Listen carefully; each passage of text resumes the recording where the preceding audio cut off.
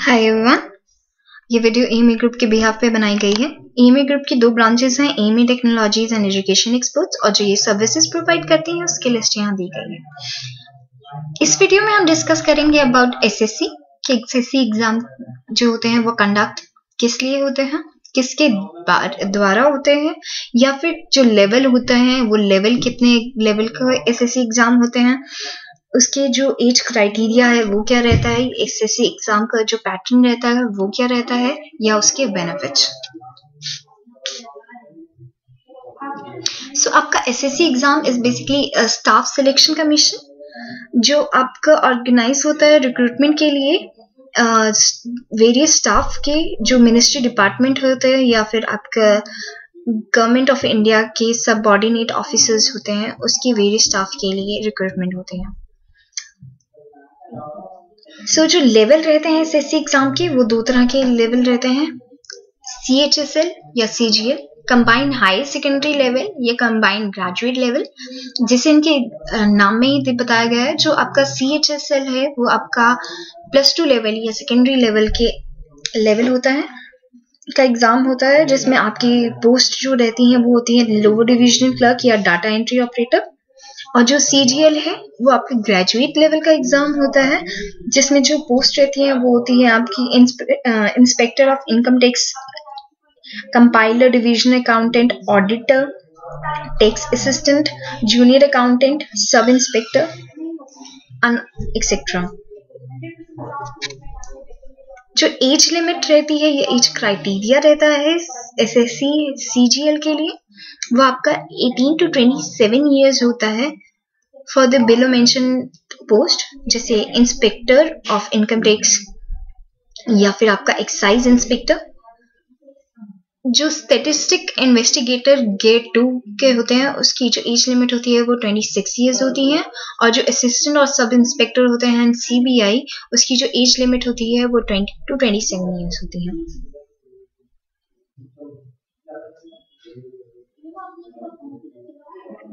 ना जो SSC exam का जो पेपर पैटर्न रहता है उसमें 3 टायर्स होते हैं, टायर 1, टायर 2 एंड टायर 3। जो टायर 3 होता है वो बेसिकली आपका इंटरव्यू होता है। जो आपका टायर 1 होता है अगर वो आपका क्लियर हो जाता है तो टायर 2 का एग्जाम होता है, अगर टायर 2 क्लियर हो जाता है तो टायर 3 का एग्जाम होता है या फिर इंटरव्यू होता है। जो आपका टायर 1 होता है उसमें जो टॉपिक रहते हैं वो आपके general intelligence, reasoning, English, quantitative aptitude and general awareness हो जाते हैं। जो ये एग्जाम होता है वो आपका टोटल 200 मार्क्स का होता है, जिसमें 0.25 नेगेटिव मार्किंग होती है, और टोटल जो ड्यूरेशन रहती है टेस्ट की वो होती है 2 आवर्स। जो पेपर 2 होता है, जो टायर 2 होता है उसमें आपके 3 पेपर आ जाते हैं।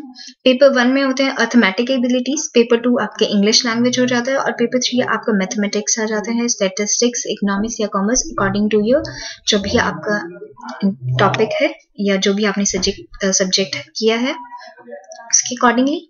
जो आपका पेपर 1 होता है वो आपका 100 मार्क्स का होता है, 200 मार्क्स का होता है, उसमें 100 क्वेश्चंस होते हैं। पेपर 2 में 200 क्वेश्चंस होते हैं और वो 200 मार्क्स का होता है।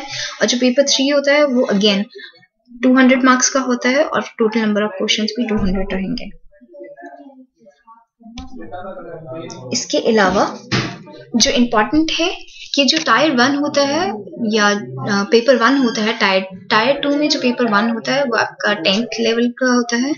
जो पेपर 2 होता है वो आपका +2 लेवल होता है, और जो पेपर 3 होता है वो आपका एक ग्रेजुएट लेवल का एग्जाम होता है। तो एसएससी के बेनिफिट्स क्या रहते हैं? एसएससी के बेनिफिट जो होते हैं, एक तो सबसे पहले जो आपकी रिक्रूटमेंट जब आप सिलेक्ट हो जाते हैं उसके बाद जो आपकी रिक्रूटमेंट होती है वो यूजुअली जो मैक्सिमम जो आपकी पोस्ट है वो दिल्ली के लिए आते हैं। इसके अलावा जो भी आप सेंटर भरते हैं अपनी रिक्वायरमेंट के अकॉर्डिंगली, जो आप अपना सेंटर भरते हैं उसी सेंटर के विद इन होता है, उसी स्टेट के विद इन होता है आपकी जो भी पोस्टिंग होती है। इसके अलावा जो फ्रीक्वेंसी है ट्रांसफर की वो काफी लो होती है as compare to banking sector. Good social status होता है, मिलता है, इसके अलावा सबसे मेन पॉइंट, कोई बॉन्ड नहीं होता कि 2 years या 3 years, आप जब चाहें उसे, जॉब को अगर आप सेटिस्फाई नहीं है तो आप उसे छोड़ सकते हैं। इसके अलावा लोन में कंसेशन, लोन जो होता है वो कंसेशन रेट पे मिलता है, और जो प्रमोशंस होती हैं या इंसेंटिव स्कीम्स होती हैं वो फास्टर प्रमोशंस होती हैं, और इंसेंटिव स्कीम्स भी आपकी अच्छी रहती हैं according to your good performance.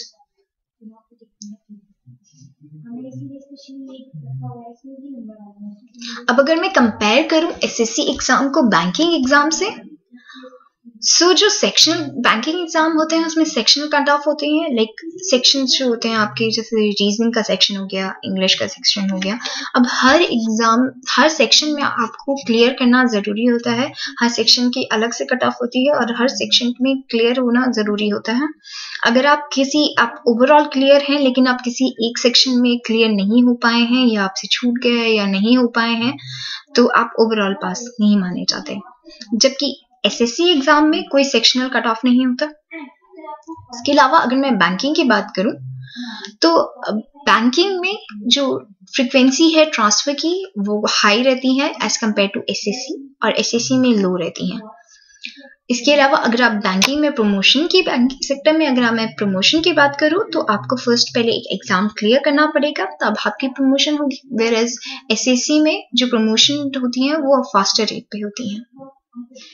ना जो एसएससी की जो एग्जामिनेशन फीस की बात करूं तो वो बहुत लो रहती है as compare to banking sector, और जो एसएससी एग्जाम होते हैं वो ऑलमोस्ट फ्री होते हैं for girls.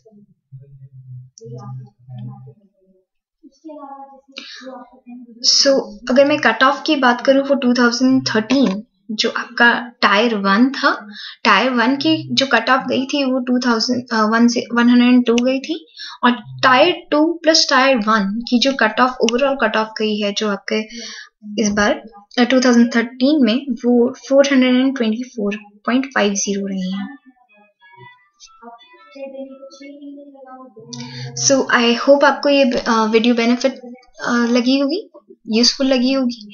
For any queries आप लॉग ऑन कर सकते हैं www.amatechnologies.com पर या www.education.in पर।